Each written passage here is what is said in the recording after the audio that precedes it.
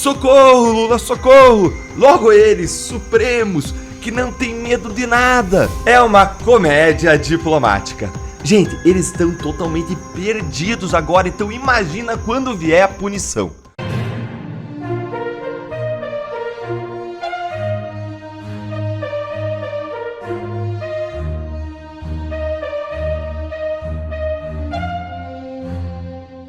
Absurdo! Juíza é afastada pelo CNJ por impedir gestação avançada. É isso mesmo. O Conselho Nacional de Justiça decidiu por unanimidade afastar a juíza Maria Socorro de Souza Afonso da Silva. A magistrada havia determinado a suspensão de um procedimento de aborto solicitado por um adolescente de 13 anos em Goiânia. O caso estava sob relatoria do ministro Luiz Roberto Barroso, presidente do Supremo Tribunal Federal. Além de autorizar a interrupção da gestação, o CNJ também instaurou um processo administrativo contra a magistrada e a afastou do cargo. STF prepara a saída de Barroso da presidência da corte. É isso mesmo. A presidência do Supremo muda apenas em setembro, mas a transição já ocorre nos bastidores. O ministro Edson Fachin acerta os detalhes das mudanças com a equipe de Barroso, que começa seu roteiro de retirada. Fachin comandará o STF durante as eleições e, como mostrou em 2022 quando presidiu o TSE, não hesita em agir quando o assunto envolve beneficiar o PT. O Palácio do Planalto recebeu sinais de que Barroso vai mesmo deixar o STF assim que terminar o seu período na presidência da corte. Inclusive trabalha com um novo cenário, de que o ministro aceitaria assumir uma embaixada na Europa assim que largar a toga. Tarde demais, cai ficha do sistema sobre sanções de Trump a Moraes. A possibilidade de Moraes ser alvo de sanções por parte dos Estados Unidos deixou de ser vista como uma ilusão bolsonarista e passou a ser considerada como uma hipótese concreta. A percepção em Brasília de políticos influentes é de que caiu a ficha sobre os riscos reais desse cenário diante da crescente movimentação de figuras alinhadas ao ex-presidente Bolsonaro em solo americano. Em especial o deputado Eduardo Bolsonaro. Rubio, conhecido por sua postura crítica a regimes considerados autoritários na América, apontou que estão sendo reunidas evidências para punir ministro Alexandre de Moraes sob acusação de violação de direitos humanos e censura. A compreensão das autoridades brasileiras sobre o peso que teve as iniciativas bolsonaristas nos Estados Unidos é tardia, pois a caneta de Trump já escreveu o nome de Moraes e outras figuras em sua lista negra. É questão de tempo agora para que a primeira medida seja anunciada. É uma comédia diplomática. Lula e o Itamaraty estão batendo cabeça sobre qual a resposta eles devem dar a Donald Trump se os Estados Unidos de fato punirem Moraes, o que tudo indica que vai acontecer. Gente, eles estão totalmente perdidos agora, então imagina quando vier a punição. Olha, eu acho que eu nunca me diverti tanto na minha vida. Tá bom demais acompanhar essa novela das punições dos Estados Unidos contra Moraes, porque o governo Lula tá como aí cego em tiroteio. Eles estão igual eles estiveram na crise do Pix, depois naquela do INSS e agora na recente crise do IOF. Bora combinar, né, gente? Eles estão perdidos, na verdade, desde 1º de janeiro, do dia da posse deles, porque se tem uma coisa que o governo Lula é incompetente. Nesse nosso encontro com justiça, eu vou te explicar duas coisinhas. Primeiro, o que foi que os ministros do STF pediram pro Lula quando eles bateram na porta do governo dizendo: socorro, Lula, socorro! Logo eles, supremos, que não tem medo de nada, né? E em segundo lugar, eu vou contar pra você a confusão que tá instalada no governo com Lula e Itamaraty completamente perdidos que nem barata tonta, sem saber como responder a Trump e sem chegar a um consenso. Bora então pro primeiro ponto com essa coluna aqui da Bela Megária no jornal O Globo que diz: ministros do STF defendem reação do governo em torno de Moraes após a ameaça dos Estados Unidos. O que a coluna está dizendo aqui? Está dizendo que pelo menos quatro ministros do STF defendem que o governo Lula entre em campo. Para quê, Deltan? Entre em campo para comunicar ao governo Donald Trump que não cabe aos Estados Unidos intervir no poder judiciário de outro país. Ou seja, pediram arrego aí pro painho Lula, socorro! E o painho Lula já vai fazer uma aliança internacional com Macron, uma aliança de Pincher contra Doberman, de Poodles para brigar com o grande Doberman Donald Trump. Como eu mostrei para você em uma outra análise aqui no canal, que tá imperdível, eu vou deixar o link para você na descrição para você ver depois. E aí, gente, o Lula deu a ordem para o Itamaraty, que é o nosso Ministério das Relações Exteriores, dizendo, se virem aí para dar uma resposta. Trump não pode invadir a soberania do Brasil. Como se fosse isso que o Trump estivesse fazendo, né? Agora, indo para o segundo ponto já, olha a confusão instalada no governo. Eles ficaram aí que nem barata tonta, desorientados. Olha essa matéria aí dizendo... Planalto e Itamaraty divergem sobre tom de reação a ameaças de gestão Trump a Moraes. Olha, se nem eles entendem sobre como vão responder o Donald Trump, pode ter certeza que qualquer reação do governo Lula vai dar certo, viu? Confia, vai dar certo, Lula. A gente confia no seu potencial. Inclusive, a matéria explica que o governo Lula está em silêncio sobre isso desde que o Marco Rubio se pronunciou justamente porque eles não sabem o que fazer. Estão perdidinhos. Olha aí. A matéria diz, segundo o relato de um interlocutor que acompanha as discussões, enquanto no Palácio do Planalto o entendimento é pela necessidade de uma rápida resposta, que deixe claro que essas ameaças são consideradas ingerência sobre a soberania do Brasil, no Itamaraty prevalece a ideia de que é melhor não reagir enquanto não houver algo concreto. Gente, ó, Lula tá certo, Itamaraty. Deixa o Lula ir lá dar uma resposta rápida ao Trump, enérgica. Quem o Trump pensa que é para desrespeitar o governo Lula e invadir a soberania do Brasil, hein? Ameaçando o ministro do Supremo Tribunal Federal. Eu acho que é pouco. Além de dar uma resposta rápida, eu acho que o Lula devia escalar a Janja para responder ao Trump. Afinal, a Janja ela peita até o Xi Jinping, até o presidente da China, na casa dele, na cara dele lá na China, e reclama de uma empresa chinesa, o TikTok. É que nem entrar na casa de outra pessoa e falar mal do filho. Então, ela não vai peitar o Trump. A Janja é uma diplomata, qual elogio que eu vou usar? Única. Diplomata única.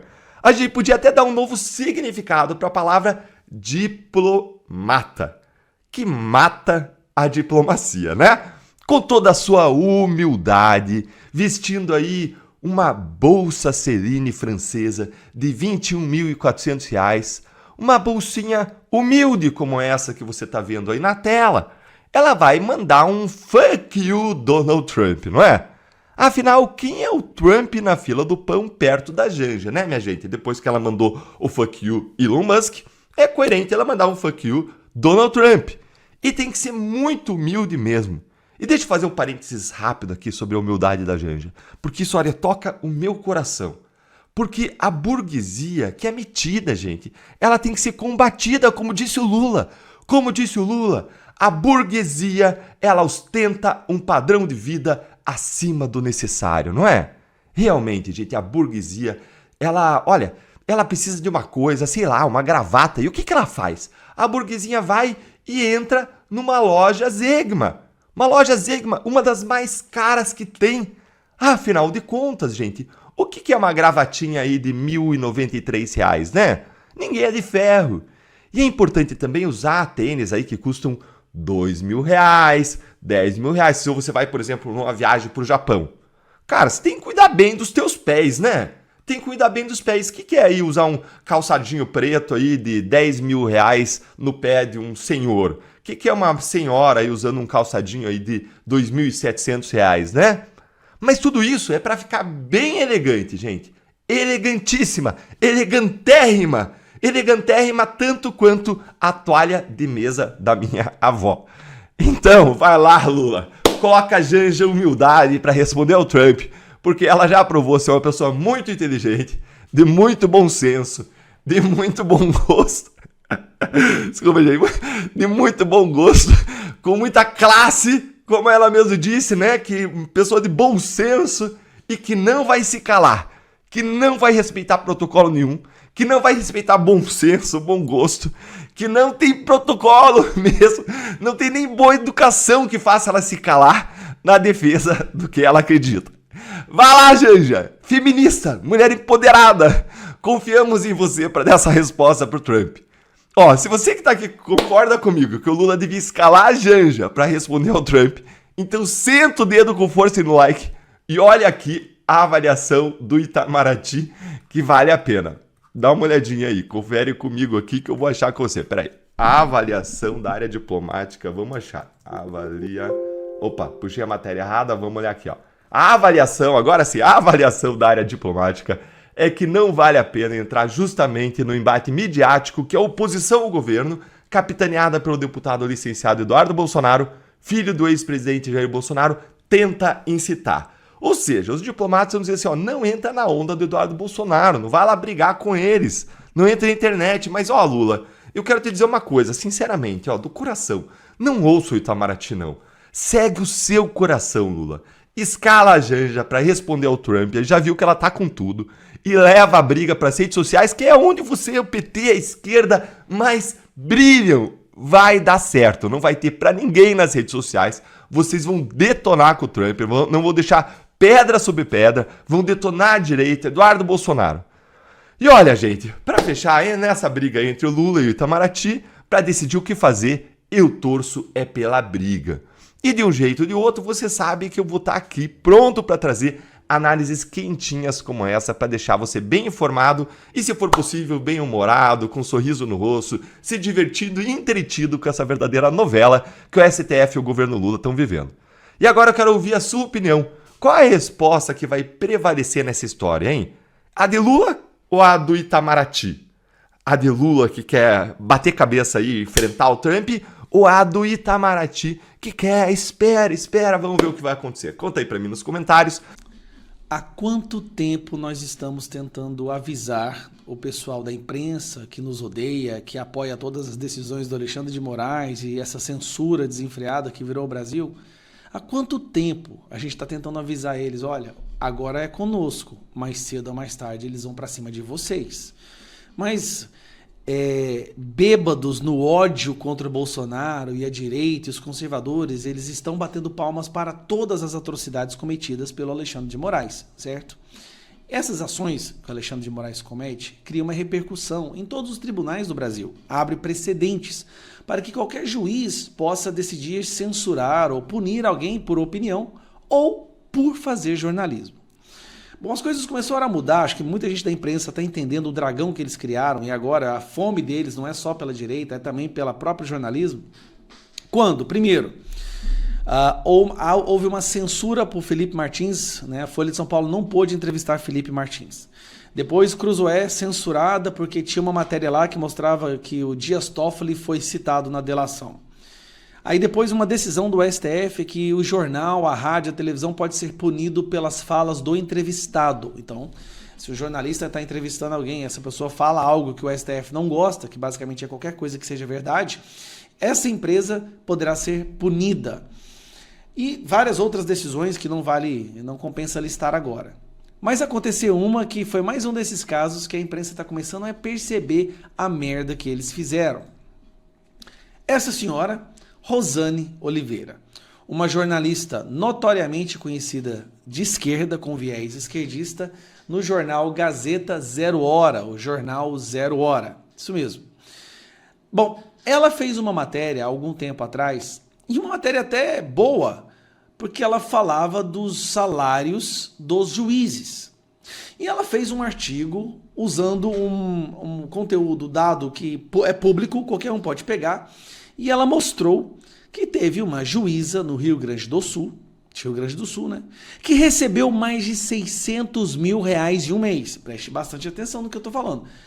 Ela fez uma denúncia. Uma juíza recebeu mais de 600 reais em um mês. Cara, 600 reais em um mês.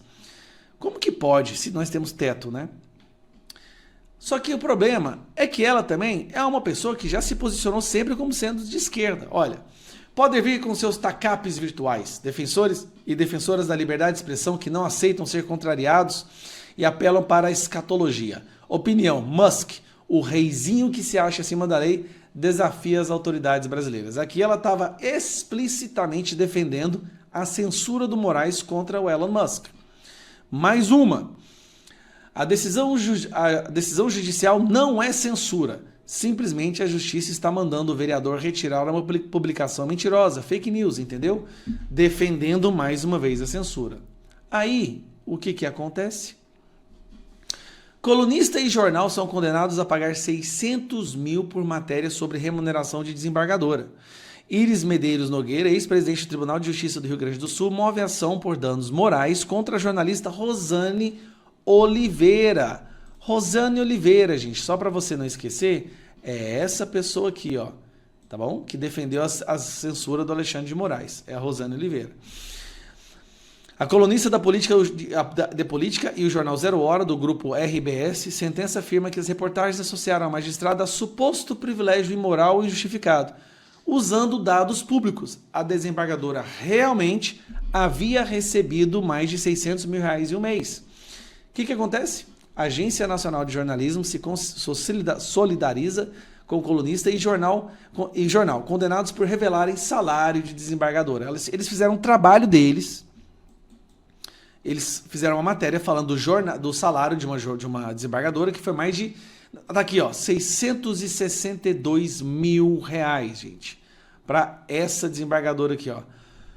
Não, essa aqui foi aqui, é a desembargadora do Tribunal de Justiça que foi contra, né?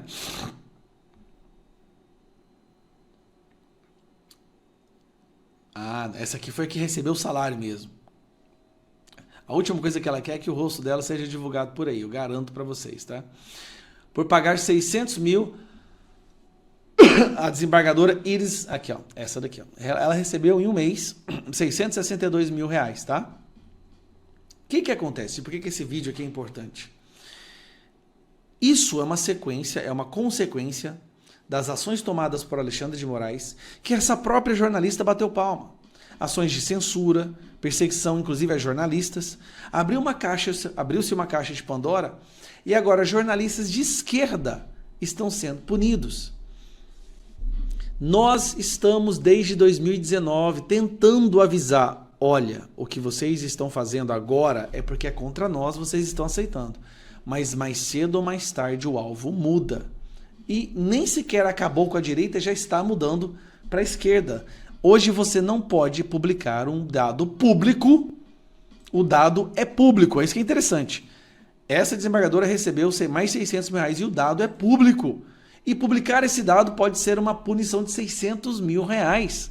Enquanto isso, a Janja está lá na China pedindo para um cara da China vir aqui, um comunista do Partido Comunista Chinês da ditadura, vir aqui e ensinar o Brasil a como censurar. Agora você imagina, já tem censura do STF, e agora vem a censura do governo do PT. Acho que é tudo pela democracia, né? Editorial do Estado de São Paulo aponta fadiga de material da esquerda latino-americana, aferrada a líderes e ideias velhas que não convencem mais. Ivo Morales, 3 vezes presidente da Bolívia, está oficialmente fora das eleições e se esconde de ordem de prisão por tráfico de menores. O jornal relembra a onda vermelha nos anos 2000, que incluía Chaves, que já morreu, Kirchner, que fracassaram, Correia, que está exilado, e Lula, que está envelhecido e cada vez mais decadente. Lula é descrito como única e envelhecida estrela do PT, partido sem ideias, sem governadores e sem sucessor. O editorial do Estadão cita até que no Chile, de Gabriel Boric, a direita está favorita nas próximas eleições presidenciais. O Uruguai é apontado como única exceção onde a esquerda ainda demonstra algum vigor na região. Um tweet para cada um para a gente ir voando embora. Notícia boa essa análise do Estadão, né? Serrão, o Estadão, ele tem, assim, comumente a mania de assoprar e chutar, né? Morde, assopra, a Folha nem isso, a Folha só assopra. Então, esses editoriais, eu não vou comemorar um editorial hoje, porque amanhã vem um batendo palma. Então a gente fica também numa situação meio esquizofrênica se a gente elogia esse tipo de editorial. Me espanta que agora que eles descobriram o fracasso da onda vermelha, né? Estão um pouco atrasados. E outra, amanhã vem um assopra. Então isso não... Eu queria só fazer um rápido comentário sobre... As pessoas perguntaram aqui sobre esse negócio das sanções ao Moraes. O que impediria o Moraes... Pergunta que eu perdi quem fez... Mas é uma ótima pergunta. O que impediria Moraes de operar por terceiro se ele tivesse alguma sanção financeira? É um bom ponto.